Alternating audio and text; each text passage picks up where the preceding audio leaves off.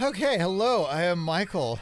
I'm Skylar. And we are on Crypt Couch, and so we didn't lose 12 episodes or anything. No, yeah, like the last episode you may have watched, looks like we're kind of in the same place, but we had to replay back through that because after we got done with 4 hours of recording, your motherboard crashed. Yeah, my motherboard broke. So if you follow us on the stream, you might be aware of that happening because, like, literally, like the week after, Whoa.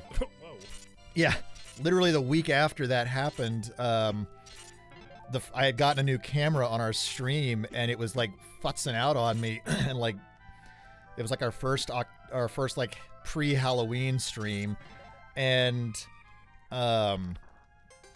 yeah, my motherboard died like the next day, or it didn't die, but it basically died the next day. And yeah, here we are, having discovered as a result of that the audio from that second chunk of recording is all bad. So I don't exactly remember what all we did starting in the third episode, but we had beaten the goo eye boss. We got the Buster shot, which lets us break rocks and stuff.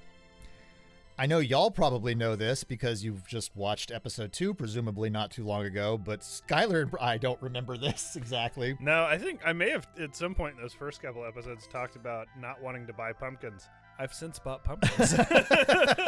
A lot's changed for me, I must say. Yeah, it's been a ride. Yeah. So, yeah, we've got... So what are we off to? Okay, so we have our ground gargoyle form from Arma. Yep. We're back in the first level because even though we... he really likes back day at the gym. Yeah, one... Oh, let me go in.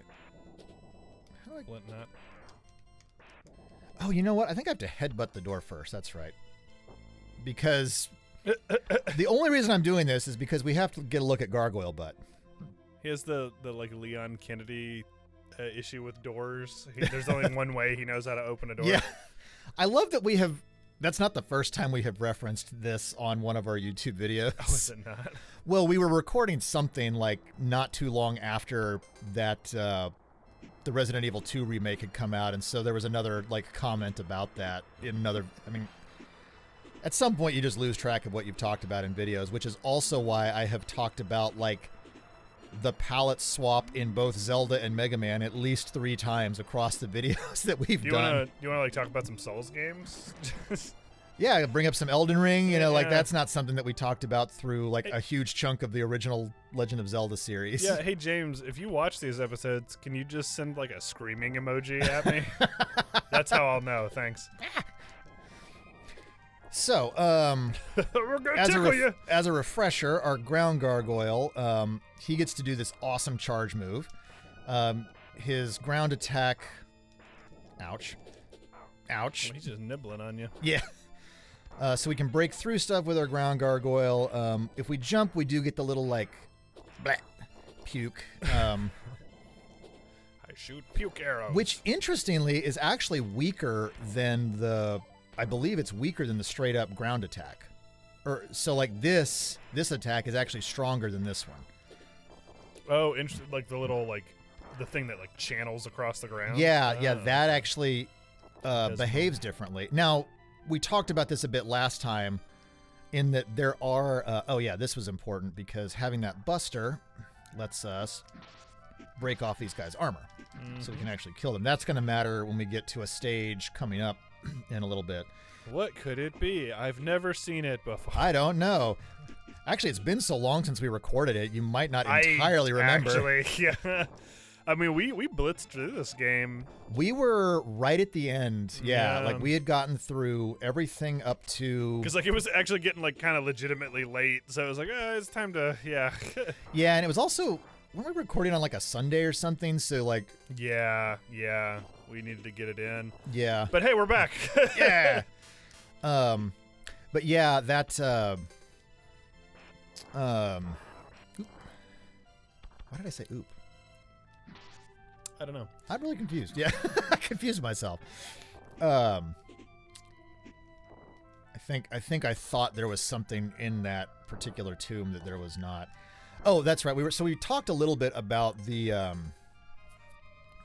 oh wait, I think this guy is going to be weak against ground. We talked a little bit about like the elemental weaknesses, or they're not elemental weaknesses strictly, but it's like there are enemies that are weak against the ground attacks. There are enemies that are weak against some of the other attacks a little bit more. Come here. No, please. Like come. I don't. Oh no! Oh no! Oh no! I fucked up. I have fucked up now. Oh fuck! Oh! Wow! I think he shaved an ass hair off with that one. But see, I think this guy is actually weak against the ground stuff, because he's turning colors pretty quickly here. Yeah. Yeah, it kind of seems like. Yeah. Wow. Yeah. But unlike Mega Man, it is harder to tell because you don't have like a health bar. So like in Mega Man, you can see, like the normal Buster shot will like tick off Sure. 2 or whatever. Okay, so we're about done there. There were a couple things to kind of look at. So these houses are they're either one of two things. They're either a shop, which we don't need magic. I think we talked about this. I don't remember at this point in either episode 1 or 2, or in one of the Lost episodes. That like The Lost Chronicles. magic can be useful in this game, but for the most part, it's not as necessary. I love that the monsters in that they like jiggle the cage every now and then, and their eyes light up. There is a hidden shop. We're not going to buy anything there. There's a hidden shop that sells the best potion in the game. There's also a hidden there's a hidden game that you can play. Is this it? Yeah, this is it. Yeah. I remember this. So there are actually 3 difficulties of this. Okay. Okay, this is level 2. That is not where I wanted to go.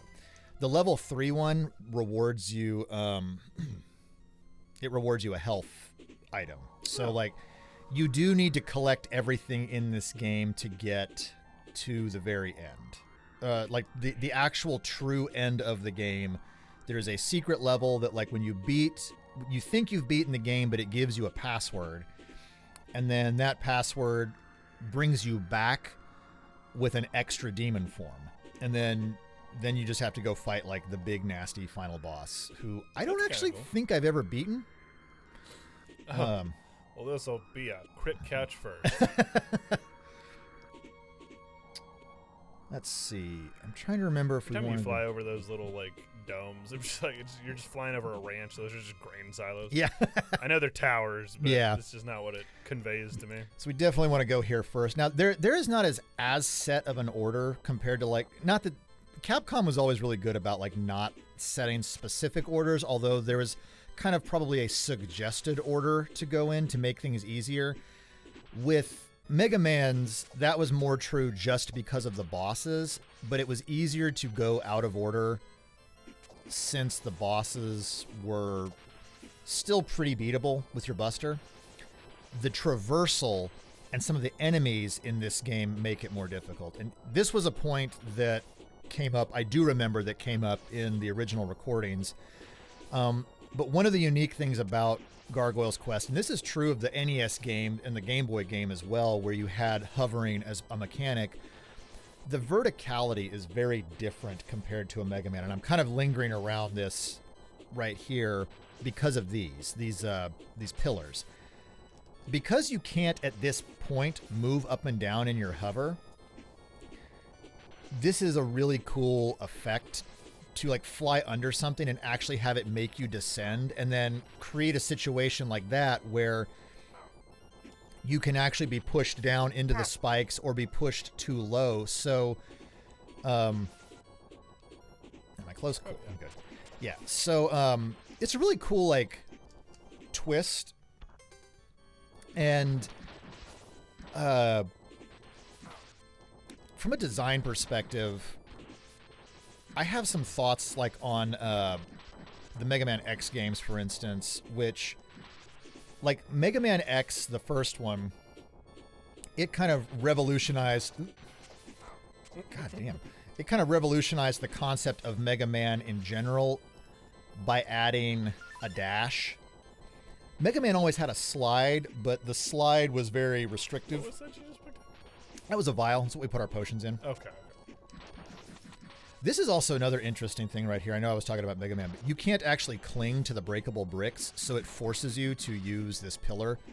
And then die, apparently, because I was not even watching my health. Yeah, you were getting, I mean... I was just busy talking, and I wasn't paying attention. Boys were just having fun with you. I mean, when you got a tongue like that, you might as well. That's kind of what they do. They're just looking for a place to put the tongue, you know. That tongue is kind of like the way it drips. I don't like it. It's like Laffy Taffy. Like you soaked it in water. Is Laffy Taffy good? I don't like taffy flavor, so I really couldn't tell you. I mean, I'm not much of a candy person in general, so like unless it's like dark chocolate related, or sometimes peanut butter. So I'm not the best judge. But so peanut butter chocolate chip cookies are your jam. Yeah, I actually really love peanut butter chocolate chip cookies. Like I will demolish Reese's Pieces until they suddenly start tasting gross to me and I can no longer eat them. There's like a sudden hill with or a cliff. Yeah, you're like, oh, Reese's Pieces are if I eat one more of these, I'm gonna puke. Well, because it's like here. Okay, so here's an example of like a place that you can get through if you don't have. God, I love the way the parallaxing works with these clouds. Even though it's the same cloud image like multiple times over, it's such a cool effect. So if you don't go back into the town and get the Buster shot, again, you can get through here if you want to just navigate. Like the wind is pushing you to the right. But those armor guys you can't kill otherwise, and it is a real pain to get through there if you don't have that ability. Okay, so here, this is like a junction point, and I think probably for a lot of new players who might have played this game when it was brand new, this might have confused people as to like one of the junctions, because typically speaking, you wouldn't just jump like leap of faith into something, even though that vortex looks really questionable, right? Jumping down there might not oh shit, did I do the wrong boss? I think I might have done the wrong boss first. Oh no, it's just one of these guys. Cool. I thought it was the like centipede guy, which we don't want to do just yet. These guys are simple, because this is actually a mid boss. Yeah, there are some things that weren't necessarily missed out on. Yeah, there was a whole episode that was probably going to get cut from the final release because I went somewhere way too early. And it was not going well, and I definitely started getting pissed, and not in a funny way. Yeah, let's remember. If I can't beat that guy, then what the fuck are we doing here? Yeah, I had forgotten that a level opened up after you did a certain thing, and I tried to go somewhere too early, and it ended up being really painful. And it's like, it's one of those things where if I were doing it as a practiced speed run, it would have been tough, but if I had been able to focus and not have to talk about things, I could have done it. But there were too many spots where my brain was being occupied by multiple things, and it was not working well. Anyway, so back to the kind of like verticality thing. Like, Mega Man is super interesting because it introduces that dash that can then be chained into a jump, which creates a whole lot more, like, horizontality, which... Is that a word? It is. It's the like, companion word to verticality. It just doesn't feel like it should be a word because it sounds so stupid by comparison. Yeah, because there's, like, horizontally. But horizontally is the, like... Yeah. That's like adverb, like you move horizontally. Horizontality is the quality of being horizontal. So this is just a hidden section down at the bottom. Time to headbutt some people for coins. And coins. for the crown, which I believe this is the thing that makes more money drop. So for now, that's a good talisman to have because we're eventually going to want to buy potions and shit.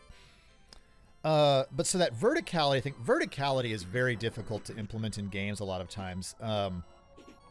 See, this is cool because there's an upward wind. You can see it blowing on the sprites there on the side. And so if you're hovering, in this case, it just automatically moves you up, and then you can de-hover to drop.